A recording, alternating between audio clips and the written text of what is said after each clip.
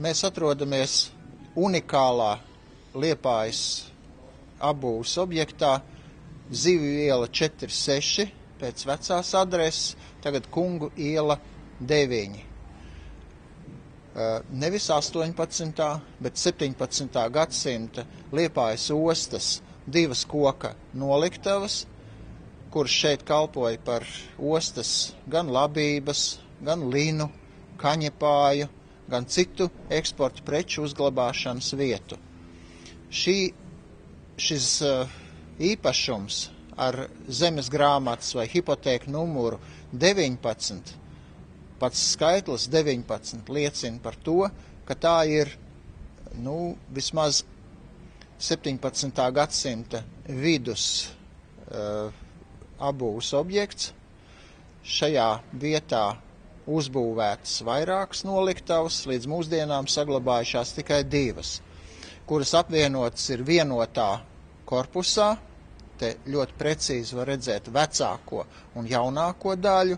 Jaunākā daļa apmēram 40 līdz 50 gadu starpību sastāda ar sarkanu māla dakstiņu jumtu, kas ir pārsvarā vēl oriģinālā ieseguma, ar izbūvēm, ar vecajiem baļķiem, kas ir vesti šurp no Bārtas vai citur Kurzemē iegūtiem baļķiem vai pludināti pa Liepājas ezeru šurp. Šis īpašums ir jau pašā sākotnē piederējis Liepājas tirgotājam, vēlāk arī viņu mantiniekiem Zakovskiem. Zakovskis bija viens no pilsētas birģermeistariem ap 1860. 1868. gadu. Viņš pats bija gan vairum, gan mazumtirgotājs, un blakus esošajās ēkās uz Zivju un Kungu ielas stūra atradās viņa 2 koloniālu preču veikali.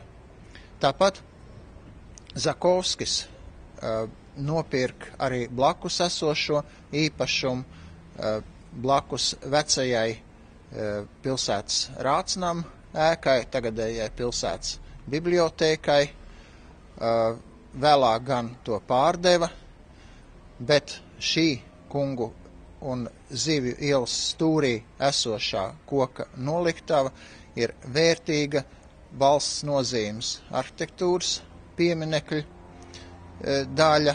Tāpat šeit ir veco durvju vērtnes, 7 valsts nozīmes mākslas pieminekļi ar ļoti vecām, senīlām apdares motīviem, ar amatnieku kalēju darinātām vērtnēm, kurās ir iestrādāti arī tādi pagānu motīvi, proti zalkšu motīvs 2 no vērtnēm ir redzams.